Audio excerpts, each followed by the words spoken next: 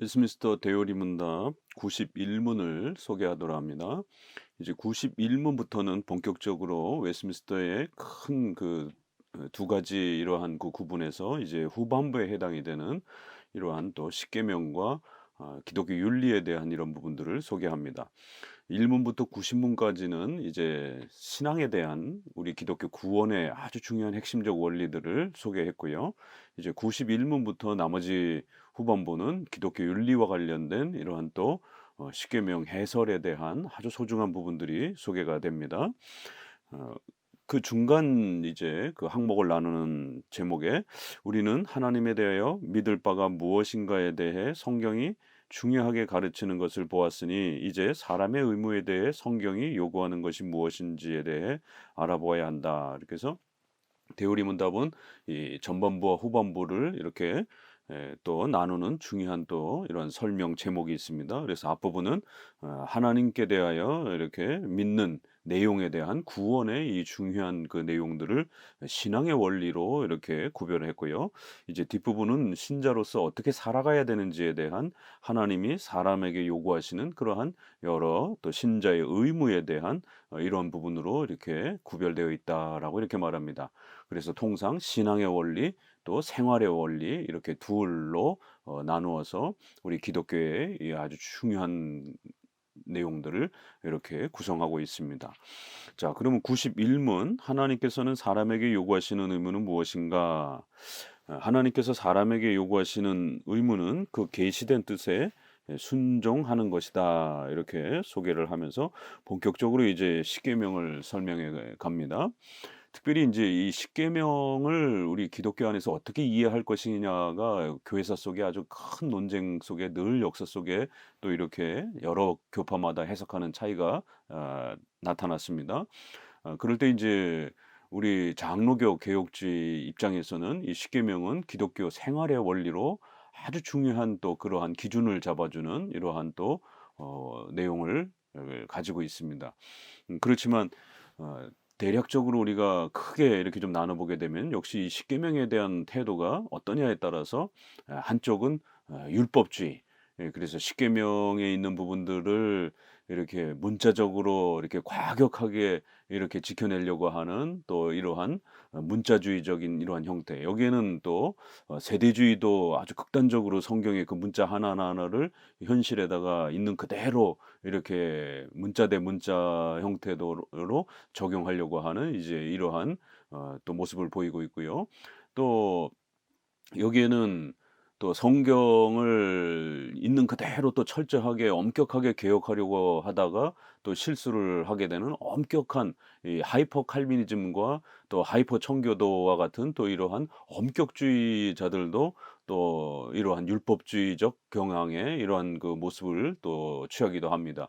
왜냐하면 성경에 있는 이러한 십계명을 문자 그대로 적용을 하려고 하는, 그래서 그 부분들을 이렇게 철저하게 지키려고 하다가 어떤 이러한 부득이함과 예외적인 이러한 상황까지 이렇게 허용하지 않는 이런 부분들을 일체 허용하지 않는, 그래서 좀 더 과격하고 좁게 적용하는 이런 형태로, 그래서 결국 문자주의적 형태로 이렇게 자꾸적으로 성경에 기록되어 있는 그러한 그 단어와 문자를 자꾸적으로 이렇게 그거를 그냥 있는 그대로 대입하려고 하는, 성경 전체의 구조 아래에서 그것을 또 교리적으로 또 잘 정리해서 또 그것을 이렇게 섭리적인 배려 안에서 적용하지 않고 문자적, 여자적으로 자꾸적으로 이렇게 그냥 문자 그대로 대입하려고 하는 이런 형태들.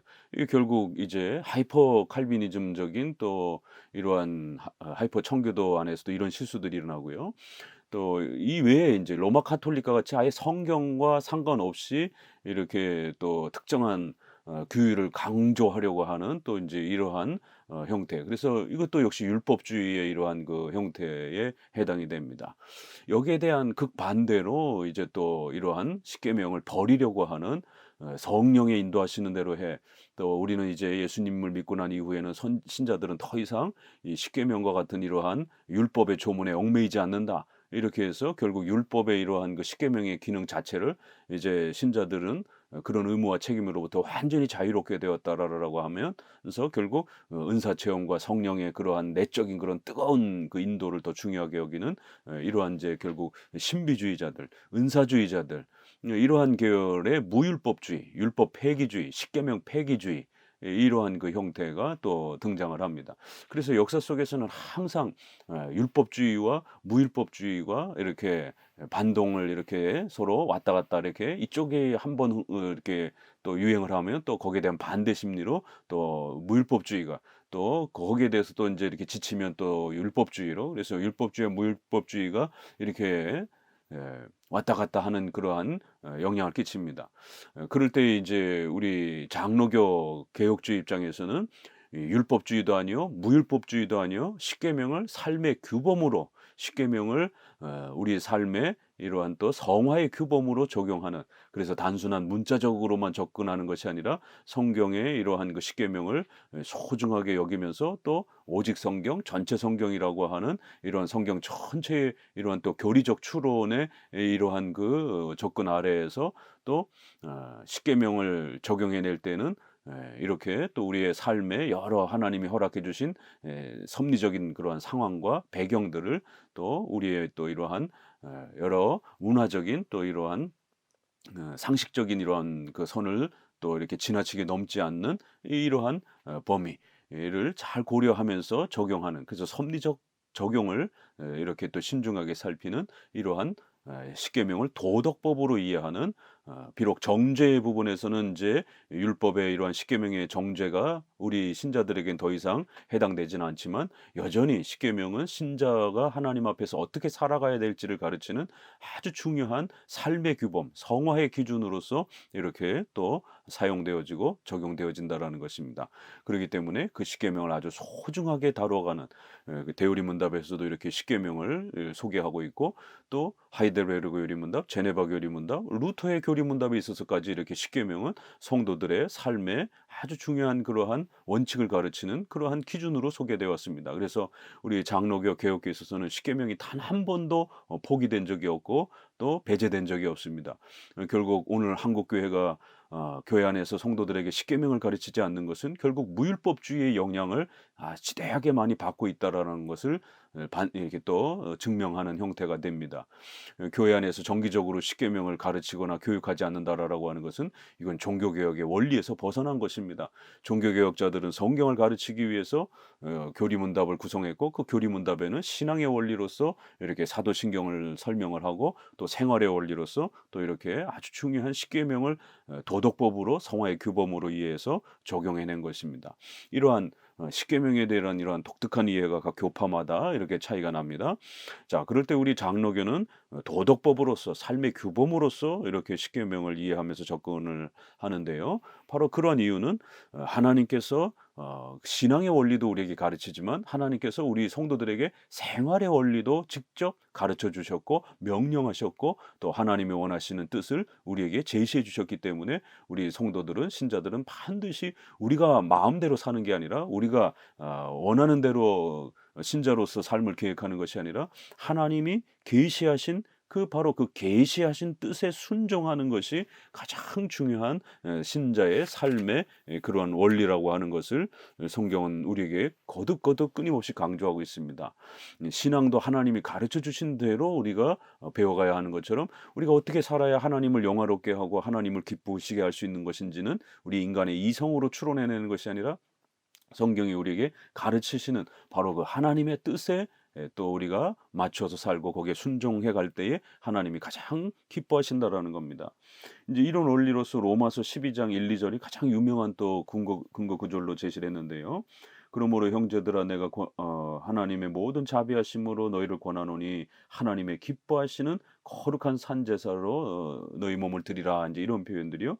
그럼 어떻게 우리가 하나님 앞에 우리 자신을 드리는 것이냐라고 했을 때 2절에 너희는 이 세대를 본받지 말고 오직 마음을 새롭게 함으로 변화를 받아 하나님의 선하시고 기뻐하시고 온전하신 뜻이 무엇인지를 분별하도록 하라. 그래서 하나님이 가르쳐 주신 그 하나님이 기뻐하시는 뜻, 그것은 숨겨져 있는 것은 우리가 알 수가 없는 거죠.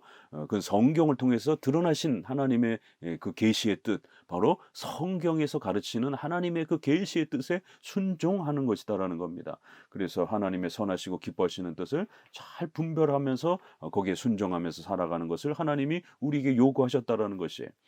또 여기 아주 미가서 6장 8절 구약을 이렇게 근거 구절로 가지고 오면서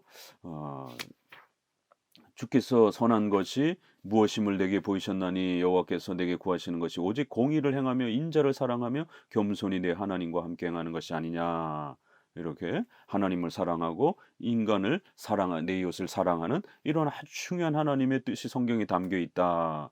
그래서 사무엘상 15장 20절에는 순종이 제사보다 낫고 듣는 것이 수양의 기름보다 낫다라고 하는, 그래서 하나님이 우리에게 계시해 주신 그 계시의 뜻에 잘 순종하고 복종하면서 살아가는 것이 우리 성도들에게 가장 중요한 또 삶의 원리다라고 이렇게 가르치고 있습니다. 그럼 이제 92문에 하나님께서 사람에게 그의 순종의 규칙으로 제일 먼저 이렇게 무엇을 계시하셨는가? 답, 선악을 알게 하는 나무의 실과를 먹지 말라고 하신 특별한 명령 외에 무제한 상태에 있는 아담과 그 안에 있는 모든 인류에게 계시하신 순종의 규칙은 도덕법이었다. 바로 이제 율법에 대한 이제 이해를 우리 장로교 개혁교회는 어떻게 이해하고 있는가, 어떤 식으로 또 율법을 또 사용하고 이해하는가, 이런 부분들을 다뤄갑니다. 최근에 이렇게 또 그리스도의 칭의와 관련해서 그 의가 무엇이냐라고 해서 구원론에서 이렇게 예수님이 십자가에 죽으신 그 피 흘림에 대한 죄 사함에 대한 것만 이렇게 칭의로 생각하느냐, 아니면 예수님이 율법에 순종하심으로 아담에게 요구하셨던 그 모든 율법의 의로운 요구를 예수님이 순종하심으로 그 의를 획득하셨다라고 하는, 그래서 칭의에는 이렇게 우리의 죄를 제거하는 것과 또 하나님이 요구하신 율법의 의로운 요구를 또 성취하셔서 의를 이루어 주셔서 우리에게 주신다라고 하는, 이걸 이중정가라라고 이렇게 표현을 합니다. 우리의 죄가 예수님께로 그렇게 전가되어서 예수님이 대신 우리의 죄를 짊어지시고 죄값을 치르는, 또 예수님이 율법에 순종하심으로 이루신 그 의를 우리에게 전가시켜주는 의의 전가, 이쪽은 죄의 전가, 이쪽은 의의 전가. 그래서 율법에 순종하심으로 얻으신 그 의를 우리에게 온전히, 우리가 순종한 게 아님에도 불구하고 우리가 순종한 것처럼 그렇게 주신다라는 것이, 이렇게 개혁파 장로교에 있어서는 칭의에 있어서도 이 의가 무엇이냐라고 했을 때 율법에 대한 아주 중요한 이해를 가지고 있습니다. 그런데 최근에 이렇게 칭의론 논쟁에서 세간자막파라든가 새언약파라든가 또 이렇게 개혁주의권 내에서 또 이렇게 그리스도의 수동적 순종만 강조하는, 십자가 사건만 강조하고 율법에 순종하신 것을 이렇게 제거하고 이렇게 한쪽만, 반쪽만 이야기하는 또 이러한 보수주의 또 목회자들의 또 그러한 또 오해 때문에 이러한 율법에 대한 이해가 상당히 많이 곡해되고 망가지고 있습니다. 그러면서 웨스민스터에서 가르치는 7장의 언약론, 또 11장의 칭의론, 율법의 이러한 그 요구를 기본으로 해서 칭의를 소개하는 11장의 칭의론, 19장의 또 율법론, 이런 부분들이 잘못되었다라고 수정해야 된다라고 이렇게 보수주의 쪽에서 이렇게 또 공격적으로 이렇게 율법을 공격하고 비난하는 이러한 참 안타까운 모습들을 보게 됩니다. 웨스민스터의 이런 소중한 구원론과 이러한 성화의 이러한 그 규범으로서 율법에 대한 이해는 지난 400년 동안 우리가 이건 아주 성경적인 것으로서 그렇게 지켜왔던 겁니다. 또 그 이전에 또 2000년 동안 결국 초대 교부로부터 이렇게 율법에 대한 이런 부분은 구원에 있어서 그 아담에게 요구하셨던 율법의 요구, 또 우리 성화의 또 규범으로서 율법이 가지고 있는 이러한 독특한 쓰임새. 그래서 우리 장로교는 율법과 복음을 절대로 대립관계로 보지 않습니다. 율법만 강조하면 율법주의가 됩니다. 그렇다고 또 복음만 강조하게 되면 극단적 신비주의, 은사주의, 복음주의가 돼버립니다. 율법과 복음은 각각의 역할과 각각의 쓰임새 아래서 하나님이 율법도 주신 것이고 또 복음도 주신 것입니다. 그렇기 때문에 율법은 몽학선생, 초등교사처럼 복음으로 나아가도록 이렇게 우리 인간의 죄를 정죄하는 이러한, 그래서 죄를 깨닫게 하는, 그러면 복음이 바로 그 율법의 이러한 그 의로운 요구를 바로 예수님이 이루셨다라고 하는 복음의 이 구원의 원리를 또 복음이 우리에게 가르치는 겁니다. 그리고서는 이 복음은 신속히 이제 새로 거듭난 자들은 율법의 이러한 또 하나님의 기쁘신 뜻을 칭의의 조건은 아닐지라도 성화의 열매로서 이제 성화의 규범으로서 하나님의 율법에 또 순종하면서 살아간다라고 하는 이렇게 율법과 복음 그리고 또 신자는 이 복음을 가지고 열심히 또 성화의 삶으로서 살아간다라고 하는 이렇게 복음과 율법은 상호 조화 관계 속에서 각각의 쓰임새와 역할들을 가지고 있는 것입니다. 이러한 구조를 제대로 이해를 못하고 자꾸 대립 관계로 놓는다든가 또 그래서 어느 한쪽만을 강조한다든가 이렇게 되면 결국 칭의도 망가지게 되고 성화도 망가지게 되는 이러한 심각한 일들을 교회사 속에서 보게 됩니다. 그렇기 때문에 칭의론에 있어서도 그리스도의 그 의가 무엇이냐라고 했을 때 분명히 죄에 대한 제거 또 그러면서도 또 동시에 율법의 의로운 요구 그래서 아담에게 이렇게 요구되었던 그 선악과의 명령에 대한 순종의 요구 바로 그 의로운 요구는 여전히 남아있는 겁니다. 죄를 범함으로 인해서 결국 죄값이 또 발생이 된 거예요. 형벌이 발생이 된 겁니다. 그리고 또 여전히 율법의 의로운 요구가 또 이렇게 남아있는 겁니다. 이 두 개를 해결해야 구원의 문제가 해결이 되는 겁니다.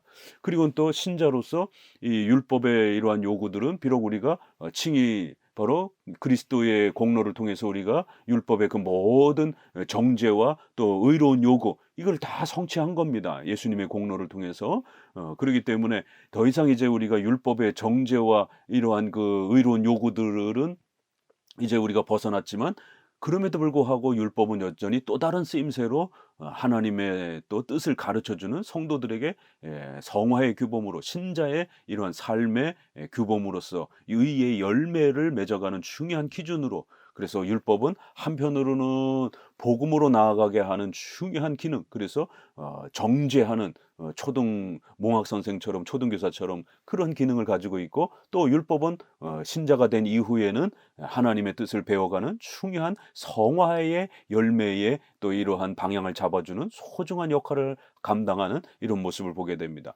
그래서 우리가 통상 이제 이것을 율법의 세 가지 기능이다. 율법의 3용도다. 이렇게 해서 첫 번째는 정죄, 종교적 기능이죠. 그래서 우리의 죄를 지적하고 정죄하는 그리고는 세 번째는 성도들의 성화의 용도, 성화의 기능. 그리고 이제 두 번째는 이건 모든 불신자들에게 양심 속에 십계명의 기본 원리들을 심어 넣으셔서 우리 인간의 죄를 억제하시는 그런 사회적 기능. 그래서 종교적 기능, 사회적 기능, 성화적 기능 이렇게 해서 1용도, 2용도, 3용도 의 독특한 율법의 이런 이해를 가지고 있습니다. 그리고 또 율법은 기록할 때에 또 세 가지의 또 그러한 기록 형식의 특징이 있습니다. 첫 번째는 의식법, 제사 의식과 관련된 그런 구약의 많은 형태로 기록이 되어 있고요. 또 사회적 형벌, 재판과 관련된 이러한 그 사회법, 형벌법으로 또 그렇게 기록이 되었습니다. 이 두 가지는 예수님이 오시고 난 이후에 이제 더 이상 구약처럼 직접적으로 명령되어지거나 요구되어지지 않습니다. 왜냐하면 예수님의 그러한 공로로 그 모든 구약의 성전 제사 제도가 완성이 되었기 때문에 이제 이러한 구약의 의식법과 재판법은 중단되었습니다. 다만 거기에서 가르치고 있는 일반적인 도덕법적인 그러한 교훈들 이런 것은 여전히 교리로 남아있기 때문에 그것은 오늘 우리 시대에 그대로 또 우리가 잘 교리적으로 또 끌어내면 되는 것입니다. 그리고는 마지막 도덕법. 그래서 율법에는 의식법, 재판법, 도덕법의 이 세 가지의 기록의 형식을 가지고 있어서 우리가 반드시 십계명의 이러한 부분들도 구약의 이런 부분을 읽을 때는 의식법과 재판법에 대한 부분들은 중단됐기 때문에 보편적으로 지키는 그러한 중요한 일반적인 도덕법적 그런 교리적 그러한 성격이 어떠한 것인지를 또 잘 이렇게 찾아내셔서 그걸 적용해야 되는 겁니다. 의식을 적용하는 게 아니고 재판을 적용하는 게 아닙니다. 오늘날 성전 우리가 짐승 제사를 드리지 않습니다. 또 구약에는 돌로 때려 죽여라 이러한 또 아말렉족 가나안 족속을 죽여라 이러한 명령을 전쟁 명령을 오늘 우리가 직접적으로 또 이렇게 수행할 수는 없습니다. 이제 이러한 그 십계명의 구체적인 원리들은 이제 또 차후에 계속적으로 소개가 될 것입니다. 바로 이렇게 이 순종의 규칙이란 아주 하나님이 놀라운 그러한 계획 속에서 이렇게 아담에게 아담에게 주셨고 그다음에 신의 산에서 다시 한번 그것을 드러내셨고 그다음에 예수님이 오시고 난 다음에 또 새로운 또 그러한 독특한 이 흘러가는 이러한 다스려져가는 방식에 차이가 있다라는 겁니다. 그리하여 아담에게 요구한 것도 여전히 하나님이 계시하신 순종의 규칙으로 제시하신 그러한 도덕법, 바로 영원히 변치 않는 하나님의 명령이라고 하는, 이걸 이제 뒷부분에 가서 율법이다 이렇게 표현을 합니다.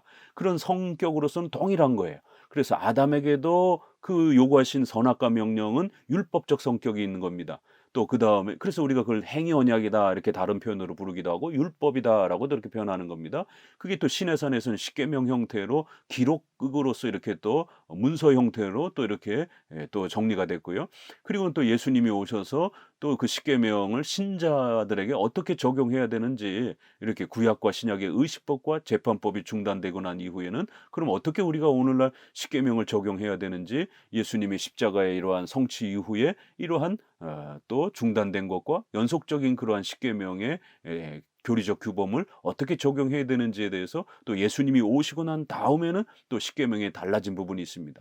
그래서 우리가 예를 들면 구약에는 안식일을 이렇게 사계명으로서 지켰지만 신약에 예수님이 오시고 난 다음에는 주일을 이렇게 지키는 차이가 있는 것처럼, 분명히 십계명은 동일한 그런 도덕법적인 영원한 변치 않는 성질을 가지고 있지만 그 외향적인 그런 형식들이 조금씩 구약과 신약, 예수님이 오기 전과 후, 또 그다음에 타락 전과 후, 요런 그 하나님의 통치의 경륜, 하나님이 통치하시는 그 시간 속에서 이 변화를 두셨습니다. 이건 하나님이 기뻐하셔서 그렇게 그 차이들을 하나님이 스스로 세워 주신 것입니다. 이건 인간이 그렇게 만든 게 아니에요. 성경에 하나님께서 그렇게 스스로 그러한 세 번의 이러한 차이들을 우리에게 나누어서 설명을 하는 겁니다.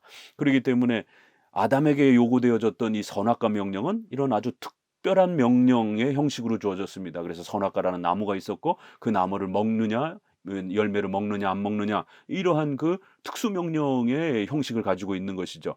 우리 오늘 신자들에게는 율법 십계명은 있어도 선악과의 이러한 그 요구는 없습니다. 이거 어디 있는지도 모르죠. 그러나 아담에게는 선악과를 먹지 말라라고 하는 그런 지시 명령이 주어져 있는 겁니다. 그러나 외형적으로는 선악과를 먹는 것이지만 그 내용적 본질 면에 있어서는 하나님의 명령입니다. 그것도 명령의 형식이, 외적 형식이 아담에게는 무죄 상태에서는 그런 선악과 형태로 이렇게 주어진 것이고, 모세의 시내산에서는 이렇게 제사법과 또 여러 가지 재판법의 형식으로 또 그런 부분들이 주어진 거고, 이제 예수님이 오시고 난 다음에는 우리는 선악과의 어떤 형식적 명령도 중단되었고 또 의식법과 재판법도 중단되었고, 이제 신약에서는 새로운 그러한 방식으로 그렇게 하나님이 십계명을 요구하는 겁니다. 십계명이라고 하는, 율법이라고 하는 하나님이 우리에게 요구하시는 순종의 규칙의 본질은 동일하지만 외적인 그러한 형식이 이렇게 세 번에 걸쳐서 차이가 나는 겁니다. 그래서 특별한 명령 외에 거기에 순종으로 명령하신 그러한 규칙은 바로 도덕법이었다. 도덕법이라는 것은 영원히 지켜야 되는 것이다. 이런 표현입니다. 임시적으로 이렇게 지키는 게 아니라 변치 않게 영원히 지켜야 되는, 그래서 우리가 영언법이라고도 하고 도덕법이라고도 하고 이렇게 표현을 합니다. 그래서 아담에게 주신 명령은 외적으로는 선악과라고 하는 특수 명령, 그래서 그건 아담에게만 이렇게 주어진 그런 형태였지만, 또 그럼에도 불구하고 그 명령의 본질은 하나님이 명령하신 것에 순종하며 복종하며 살아야 된다라고 하는, 하나님의 명령에 복종해야 된다라고 하는 이러한 원리에 있어서는 율법의 기본 원리이기 때문에 역시 그것도 본질은 율법의 그런 압축된 형태로 그렇게 또 해설을 하는 겁니다. 이렇게 율법에 대한 이해를 어떻게 접근하느냐가 선악과에서부터 또 신의 산으로부터 또 예수님에 이르기까지 웨스트민스터는 그렇게 이제 추적해 갑니다. 그래 첫 번째 주어질 때도 특수 명령이 있었고 거기에는 율법의 본질적 성격이 이렇게 함께 있는 것이다라고, 이렇게 특별한 명령에 의해 무죄 상태에 있는 아담과 그 안에 있는 모든 인류에게 아담을 대표자로 해서 순종의 규칙으로 모든 인류가 하나님 앞에 율법의 하나님의 명령에 의로운 요구에 복종해야 산다라라고 하는 이러한 명령으로서 아담과 그 아담 안에서 모든 인류애들에게 순종의 규칙으로 도덕법을 주신 것입니다라고 이렇게 표현을 합니다.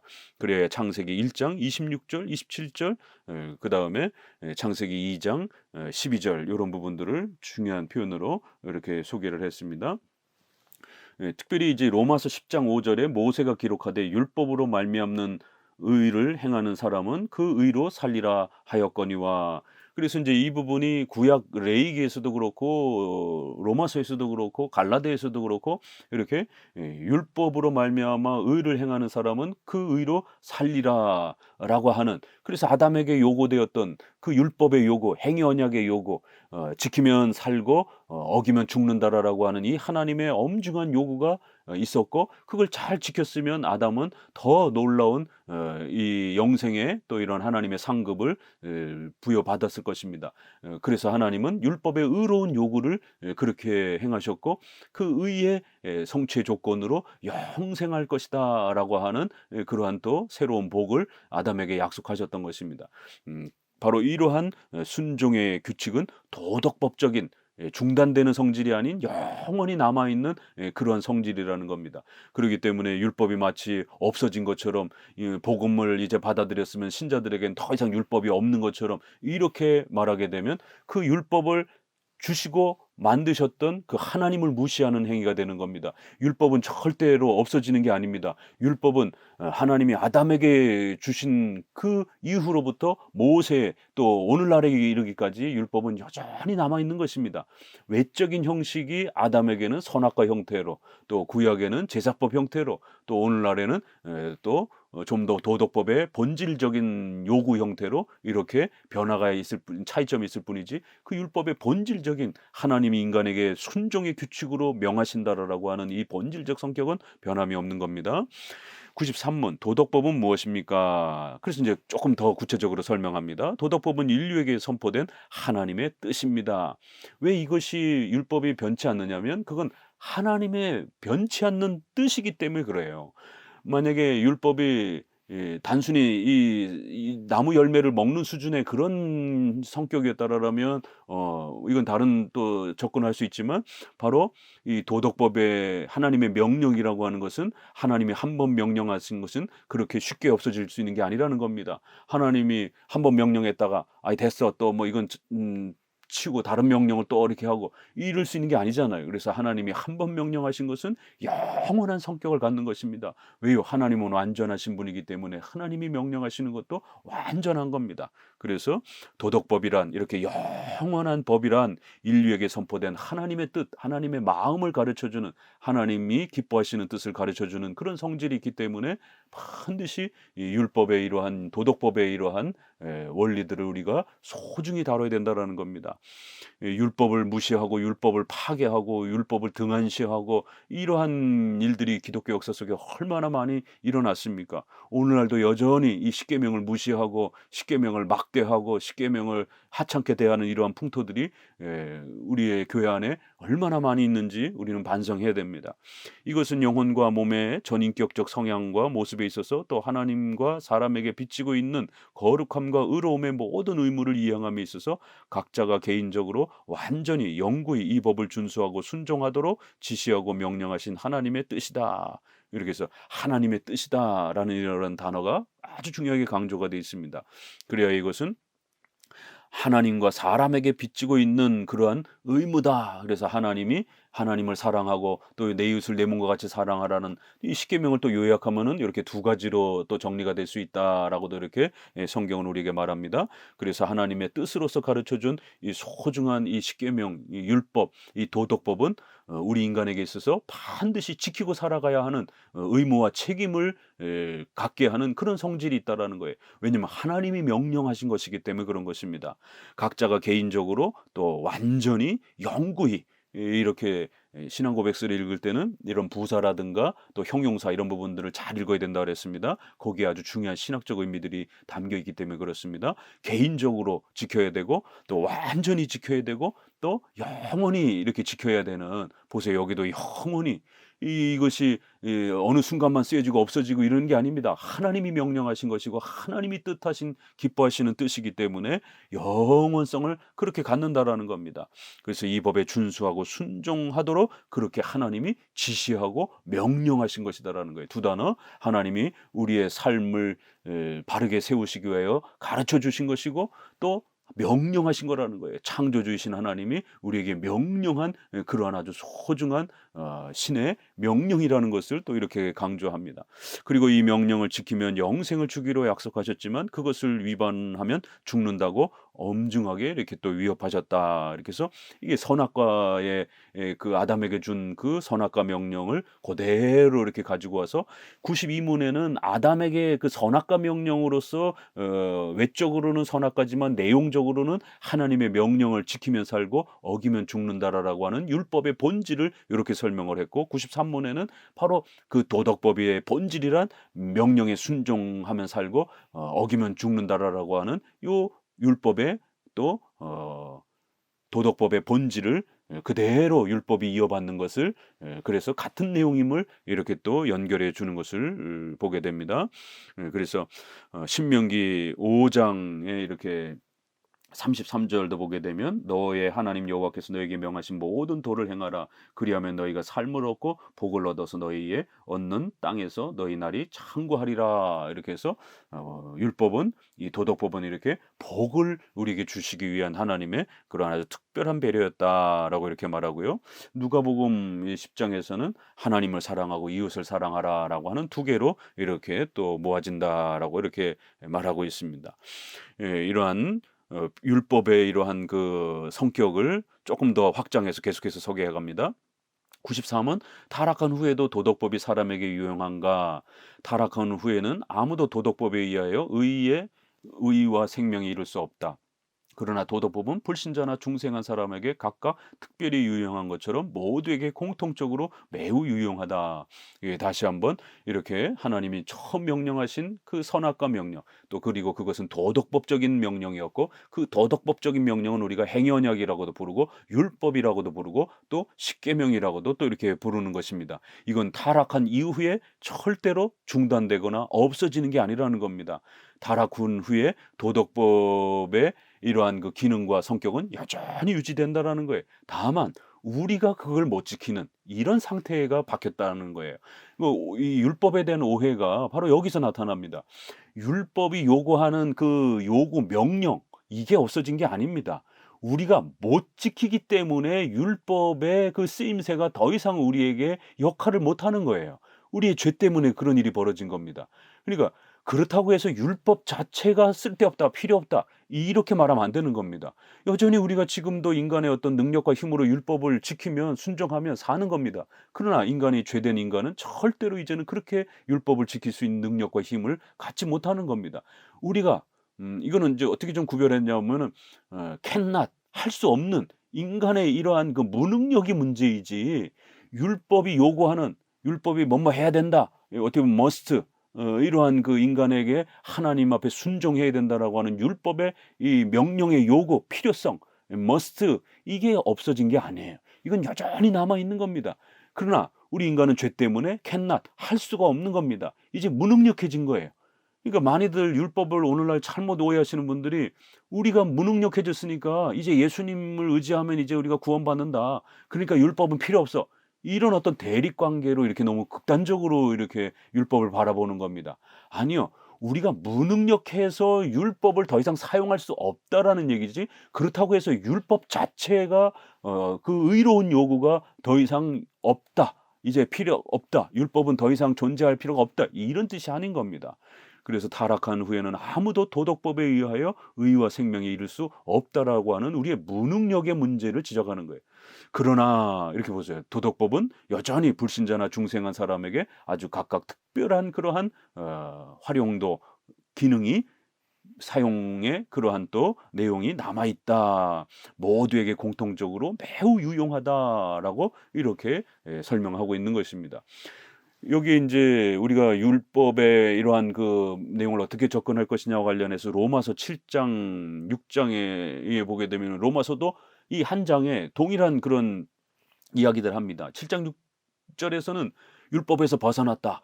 그러기 때문에 이제 우리가 더 이상 율법의 종로로 타지 않는다. 그래서 율법에서 자유로워졌다. 율법은 필요 없다." 이렇게 얘기를 합니다. 그러나 그다음 절 7장 7 절에 "그러나 그렇다고 그러면 율법이 죄냐? 율법이 필요 없는 거냐? 절대로 그럴 수 없다." 이렇게 표현을 하는 겁니다. 6 절에서는 "율법이 필요 없다." 이렇게 얘기를 했는데 7 절에서는 그럼에도 불구하고 율법을 죄처럼 이렇게 율법이 필요 없는 것처럼 이렇게 잘못 오해하면 또 안 된다라고 말합니다. 12 절에서도 "율법은 거룩하다." 이렇게 말하고요. 14 절에서도 율법은 14절 16절에도 "율법은 선하다."라고 이렇게 말을 하는 것이에요. 분명히 율법에서 벗어났다라고 말하지만 그럼에도 율법은 또 선하고 거룩하다. 율법의 요구는 여전히 의로운 요구로 남아 있는 것이에요. 그러나 이제 우리가 죄 때문에 율법으로 그렇게 복을 누릴 수 없는 그러한 상태에 이른 겁니다. 그래서 예수님의 공로로 우리가 율법을 완성한 자처럼 그렇게 인정을 칭의를 통해서 받은 겁니다. 그리고 난 다음에는 이제 그 율법이 더 이상 우리에게 칭의 조건은 아닐지라도 성화의 그러한 기준으로서 성화의 용도로 성도들에게는 선하고 거룩하게 그렇게 여전히 유용하고 그러한 또 좋은 그러한 기능을 여전히 발휘하고 있다라는 것입니다. 이렇게 해서 이제 본격적으로 십계명을 우리가 어떻게 이해해야 되는가? 우리 교회에 있어서는 십계명이 어떤 위치에 있는가? 십계명을 어떻게 사용해야 되는가? 이런 총체적인 부분들을 설명하기 위해서 서론적인 설명을 먼저 하는 겁니다. 그래서 십계명이란 이렇게 율법이란 분명히 칭의의 그러한 이제 기능으로서는 우리의 무능력 때문에 그러한 이제 역할은 더 이상 이제 중단되었지만 성화의 기능으로서는 여전히 쓰임새가 남아 있다라는 것입니다. 그래서 칭의를 십계명을 칭의의 조건으로 접근하게 되면 공로주의가 되는 거고 그렇다고 십계명을 성화의 조건으로도 사용하지 않고 없애버리게 되면 무율법주의가 돼 버리는 겁니다. 그래서 오늘 이제 본격적으로 우리가 배워가야 될 십계명을 좀 더 잘 이해하기 위해서 십계명이 얼마나 소중한 것인지 또 그럼에도 불구하고 십계명을 칭에다 적용하면 안 되고 성화에다 적용해야 된다라고 하는 이런 우리 장로교회의 십계명 율법에 대한 아주 중요한 성경적 이해를 이렇게 또 대우리 문답을 통해서 또 앞으로 계속 배워가도록 하겠습니다. 감사합니다.